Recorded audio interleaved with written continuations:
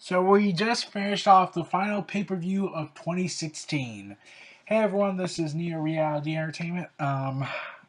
Okay, I've been like sick and dealing with this. My nose has been stuffy, so pardon me if I sound congested and whatnot.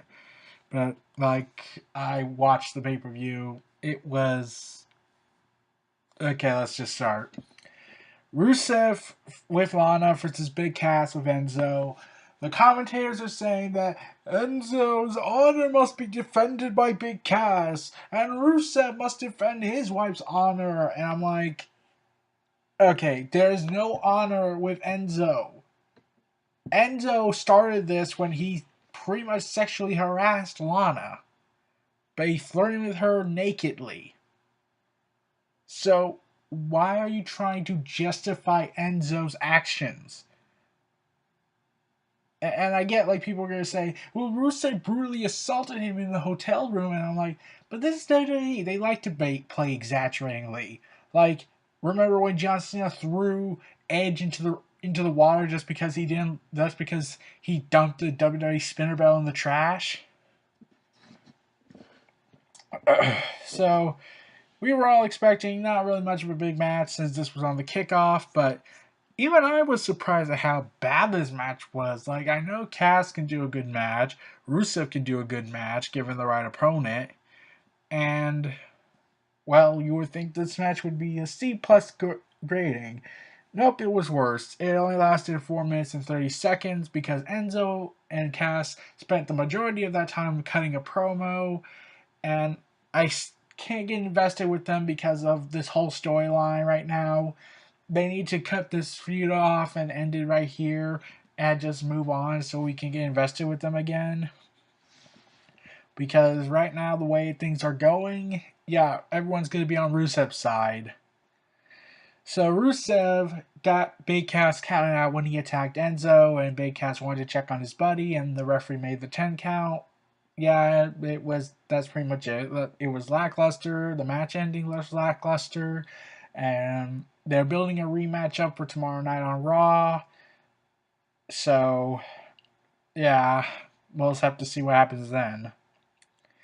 Now let's get to the actual main show. Cesaro and Sheamus versus the New Day for the Raw Tag Team Championships.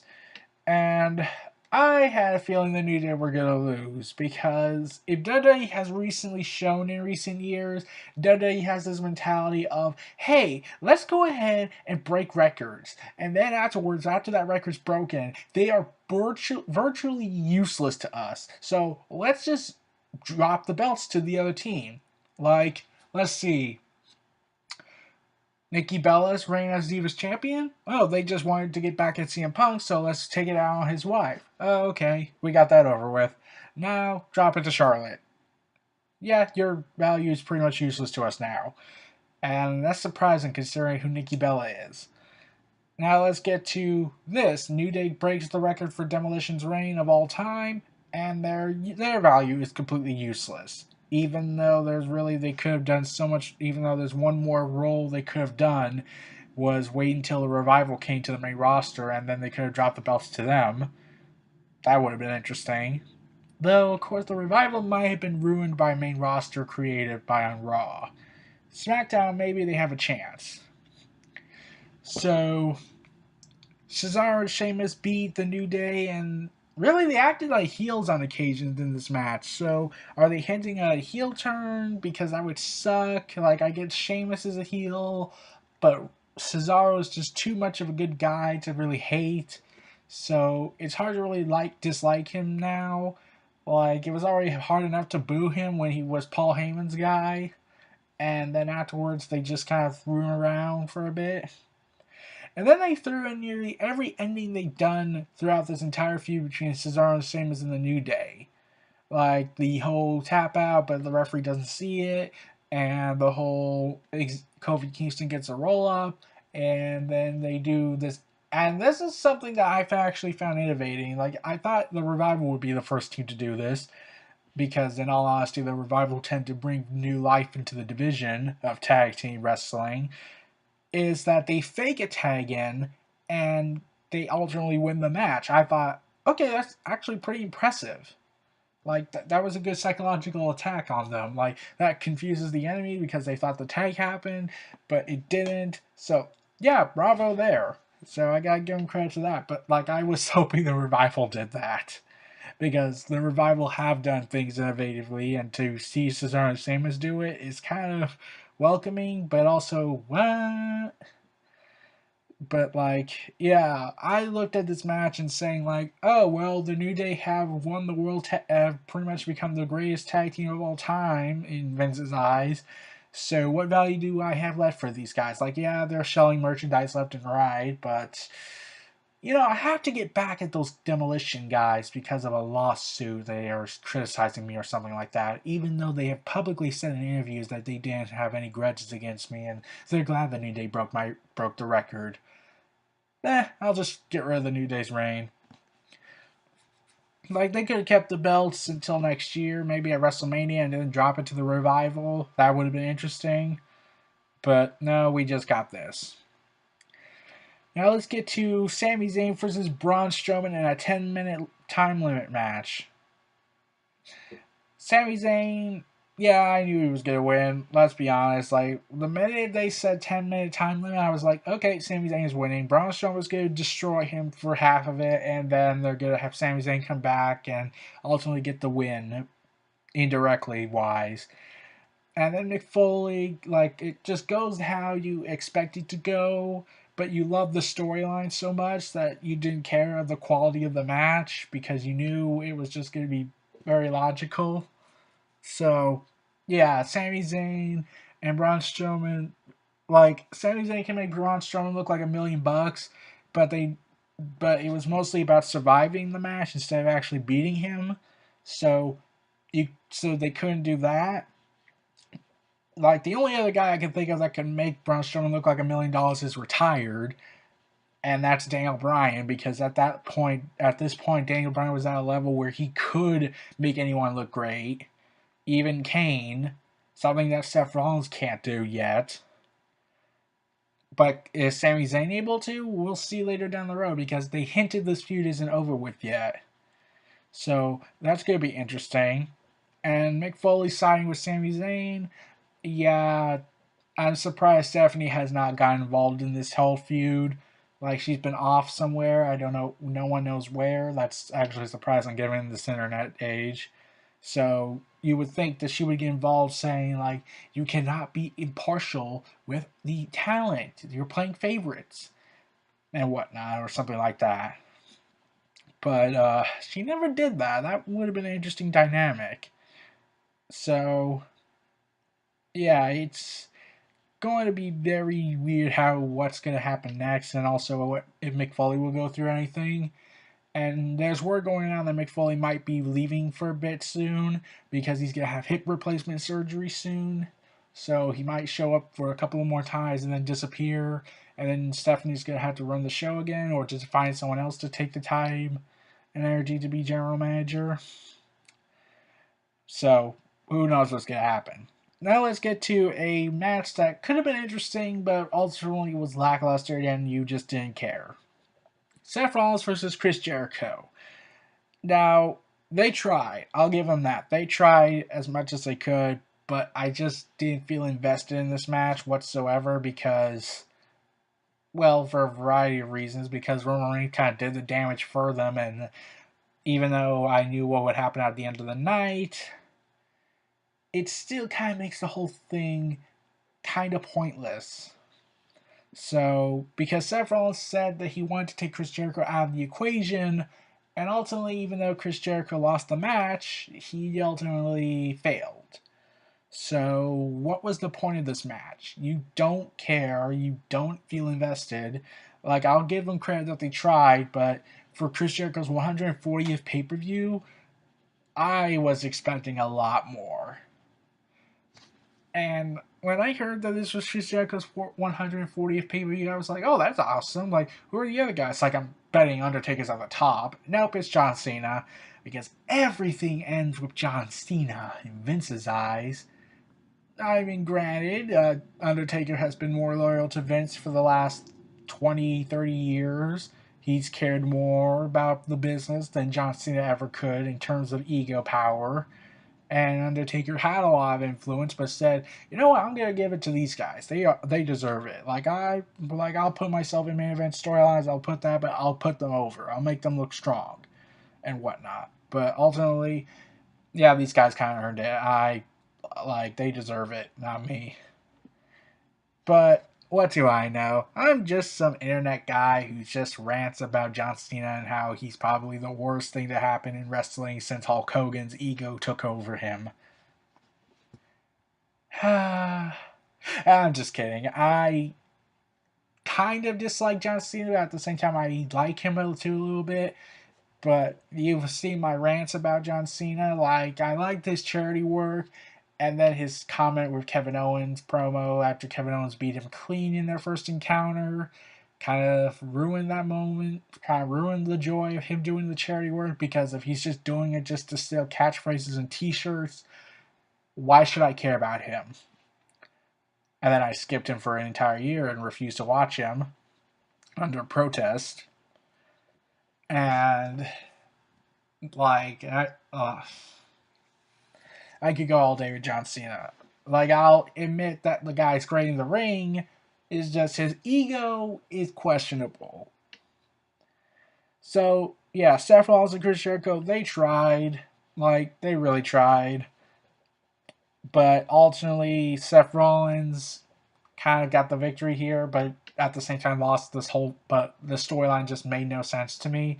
Like, he's more focused on Triple H, but I get he's trying to take out Chris Jericho, but the plan kind of backfired at the end of the show, which I'll get into after I talk about the rest of the show. So yeah, you could literally cut this whole match out and just say, nope, it doesn't work. And now let's get to what many people would consider the worst match of the night if it wasn't for Big Cass versus Rusev. It's Rich Swann, TJ Perkins, and Brian Kendrick fighting in a triple threat match for the Cruiserweight Championship.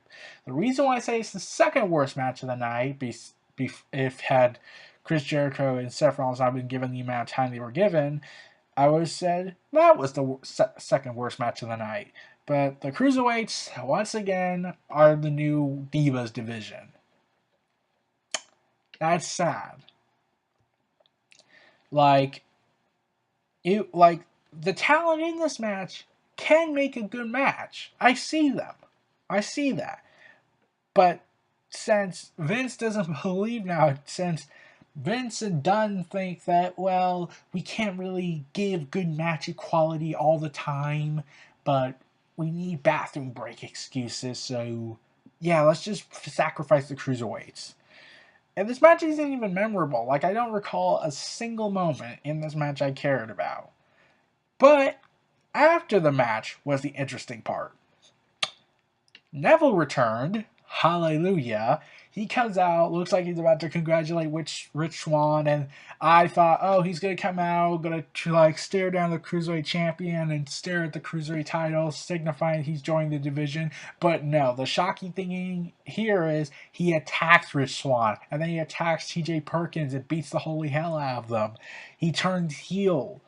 For me, it was the second time he turned heel. The first time he turned heel was when he was NXT champion at the end road of the twilight time of his NXT title reign. Because after what happened at Fatal 4-Way Takeover, Neville started going through this arrogant title reign and started becoming very much like Bo Dallas and all the other heel champions, all the other NXT champions that turned heel. So this is to me like the second time Neville this is the first time he officially turned heel, but for me as a hardcore fan, able to add an element to that storyline that probably was by mistake, felt, yeah, this is his second heel run.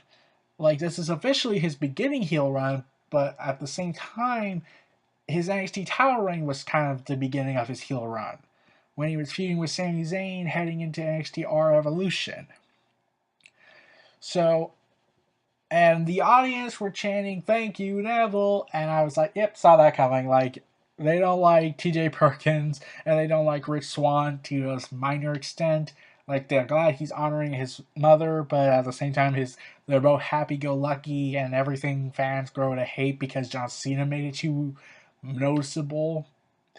And he also ignored Brian Kendrick. I was thinking he would go after him because Neville could have gone through this middle ground where I'm curious to know where they're going to take Neville later down the road. Like, I hope he gets the Cruiserweight title because, for God's sakes, he needs something to do and something to go with.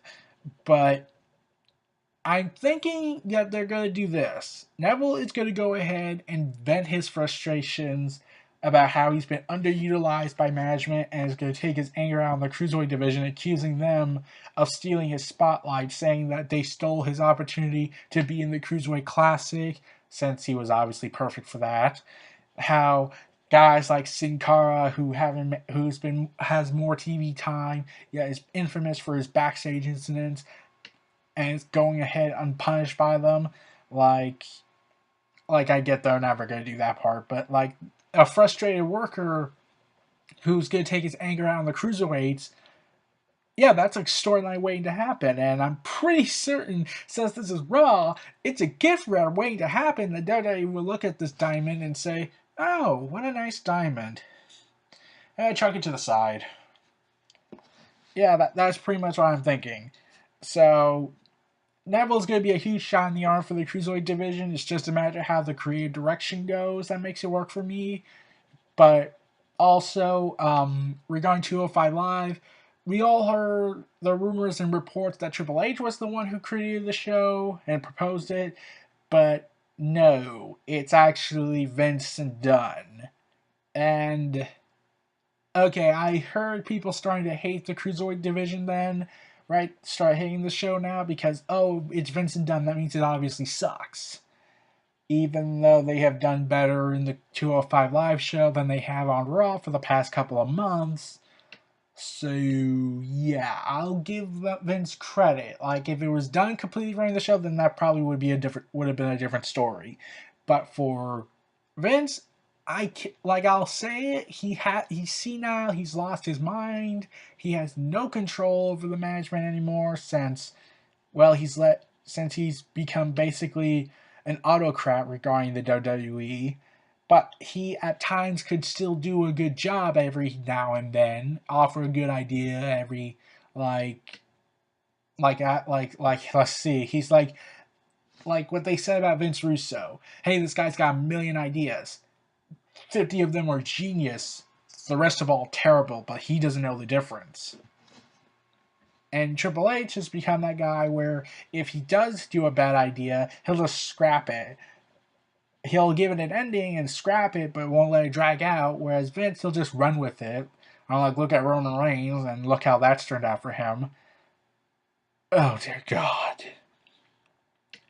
So, yeah, I'm wondering where Neville's going to go with this and how he's going to be on 205 Live, how he's going to handle things on Raw. But I'm glad Neville's back and better than ever. Now let's get to what many people consider to be the match that stole the show, and pretty much was one of the 3 good matches on here. Charlotte Flair versus Sasha Banks in a 30-minute Iron Woman match, not an Iron Man match, for the Raw Women's Championship. And okay, I'm gonna be honest. Through most of it until the last 7 minutes, it was ultimately conservative for me. Like, I didn't feel like my blood was pumping. Like, I didn't feel that energy building up. Like, I wanted to see these two deliver a high quality match, but it's more like they were recycling things over and over again, and the crowd just wasn't as hot as it was on the previous matches. Probably because part of them just are getting tired of seeing the match because this is the 6th match between them. No way. Yeah, it's their 7th match. Like, there's been a total of 7 matches in the span of 6 months. Like, you have to take a break eventually. So, and while there were heavy reactions going on from time to time, especially another meme face reaction, since the Undertaker streak ended. So we expect that to reach the internet meme generator. But moving on. Charlotte Flair and Sasha Banks, like everyone was thinking, oh, Sasha Banks is going to win this match. Nope. Charlotte Flair won. Because, oh man, I don't know why. Like, I was thinking Sasha Banks was trying to be given a long women's title reign, at least until WrestleMania where she faces Bayley, but clearly that plan is not going to happen. Instead, it's going to go to Charlotte. At this point, I'm starting to think Vince was kind of iffy on this whole idea. Like, okay, Vince has reportedly saying that he doesn't watch NXT, and I think Triple H one time confirmed that he doesn't watch NXT, so he doesn't know Bayley and Sasha Banks. He just heard about it, and he also believes a lot of NXT guys and gals are overrated in his eyes. Back in 2015, at least. Oh God. So I think he was like confused with what to do. Like, fans want to see Bayley, and Bayley has the likability that she's gotten and the happy-go-lucky spirit, but not as stupidly happy-go-lucky as the Cruiserweight Rich Swann and TJ Perkins and John Cena. Whereas Bayley has this charm to her, and everyone talks about how great Sasha Banks is and how they wanted her. And while they did like Charlotte, they also wanted Sasha Banks. And Vince was like, we're gonna do Charlotte versus Bayley. No, Sasha Banks versus Bayley. No. We'll do a triple threat match. No, wait. Charlotte versus Bayley. No, Sasha Banks versus Bayley. And then after this, they finally said, okay, let's do it. Charlotte Flair versus Bayley. Since that's the plan for WrestleMania, I've heard. So I don't know what's going to happen. Like, they have said there's no rematch clause in this time, so we don't see them go for a while. Though, considering this is WWE Raw, I'm expecting, they're going to do the match as soon as possible.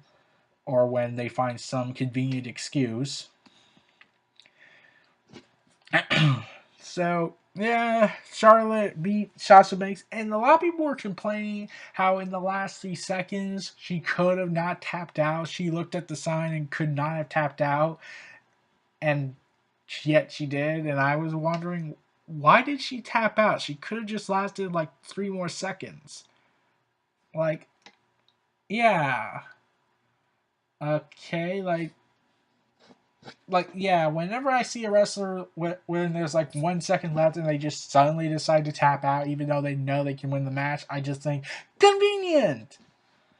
Like, I know they're trying to say, oh, well, the pain was too much for them and whatnot, but like, they were going to win had it not been for them tapping out. Or at least go into overtime. But no, we gotta drag this match out for as long as possible. And Sasha Banks was bleeding in this match. Her nose was bleeding. Profusely, I must add. And I'm thinking, wait, when was the last time a woman bleed in WWE? The Ruthless Aggression era? Now, even then, I don't recall a woman having a crimson mask. So, I think this is the first time ever, I think? I'm not sure. I don't really remember much. Could be wrong, though. And the commentators are not allowed to talk about blood. Well, unless they are allowed to suddenly, but since they didn't want to, it was kind of awkward to look at that and hear them not talk about it. So, and Charlotte Flair, like, they keep her pay-per-view streak alive, and I'm like, WWE, can you just take a title and run with it instead of just hot potatoing it? Do you want to see what happened to WCW? What worked for you guys back then in 1999 doesn't work now. Fans want to see longer title reigns. Triple H has argued for longer title reigns. Yet this Vince thinks, oh, it's shock factor. That's going to clearly work. Like, I'm thinking, did Vince Russo control this show for a bit? Like, did he control the women's division? Because that would actually explain a lot about the hot potato thing. But, seriously, man, could you just stop and just let either Sasha have a title reign after that last match they had, and then they can do Bayley versus Sasha Banks at WrestleMania? Okay. No, okay. Well, at least this feud is finally over with, at least for now, and we can get a fresh start. So, Charlotte, best of luck to you, and Sasha Banks, best of luck to you, but there was one major problem with this match. Since this match was to be, by many, too good, it should have been the main event, and that caused Roman Reigns versus Kevin Owens for the Universal title to pretty much get very little reaction. Like, the match was good, and then the ending happened, but the match was good. Like, there was some moments trying to make it work. Like, the only cheer voice you got from the crowd was booing Roman Reigns or chanting Roman sucks, so nice to see that hate for Roman Reigns still hasn't died down. Even though he has no control over the booking of the show, unlike a certain Superman.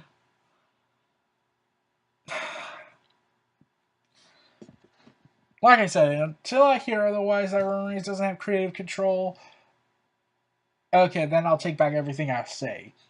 But right now, all signs point that Reigns is being forced all this. Being forced to be something he's not. And once again, Roman Reigns and Kevin Owens do yet another good match, and it's ruined by another terrible ending that could have ended clean. So, Chris Jericho comes out, co-breaks Kevin Owens, looks like a feud's gonna happen. Nope, it doesn't. Disappointing because that match would have been awesome. And instead, we get another Chris Jericho, Kevin Owens buddy this, and while that is entertaining, you kind of just want to see them two fight. And then it also makes Chris Jericho and Seth Rollins' match earlier kind of pointless because Seth Rollins said that he has to take out Chris Jericho in order to get the Universal title. That clearly didn't work because if Roman Reigns just went through it, that's still going to happen. So, yeah. And then Seth Rollins comes out, and once again, Jericho, despite everything he's done for the company, is a punching bag once again and gets powerbombed through a table by Reigns and Rollins. And then Kevin Owens gets powerbombed through a table to end the show. And I'm thinking, like, okay, this is why no one likes the Universal title, other than its design. It's because you're booking the champion weak. You didn't even let them stand tall at the end of the show. Or soak in the glory that they got away with it. No, you let them get their comeuppance because you gotta send the audience home on a happy note. And like, fans don't always want that. They want something different. They want the heels to be dominant and stand tall. But this happy ending mentality you have isn't gonna keep working. Like, look at SmackDown Live. They do much better direction with this. They end with cliffhangers, with questions. They don't give a happy ending every time they do the show. They let the heels stand tall and looking strong. You haven't done that with Kevin Owens. You don't want to make Kevin Owens be fight Owens fight. He's just run Owens run. Like, if I was in charge of the show and Kevin Owens' best friend had to do this, Chris Jericho had to do this, after Chris Jericho got laid out, I would have had Kevin Owens go ahead and make one final stand against Roman Reigns and Seth Rollins just to show that Kevin Owens, even though he's clearly not going to beat these guys all on his own, he's at least going to go down like a soldier, like a fighter, or a gladiator, or a Spartan, and get his ass handed to him because he knew that was going to happen. He just said, fuck it, I'm just going to do it. You know, like Rusev, when he was surrounded by Mark Henry and Big Show a few years back. He nodded at his eventual future wife, Lana, and basically told her, hold on to the flag for me, and then charged at Mark Henry and Big Show knocked him out. And I'm like, oh dear God, Rusev knew he was going to lose. He was going to get knocked out. And yet he still said, fuck it, I'm gonna do it. Charge! So why can't Kevin Owens do that? Oh, wait, this isn't. Oh, he's a main event guy. That means he has to look weak. And also, it's Roman Reigns, so we gotta make Roman Reigns look incredibly strong. And also make Seth Rollins his sidekick. Okay. Yeah, whatever. So, this pay per view was pretty average. Pretty much average.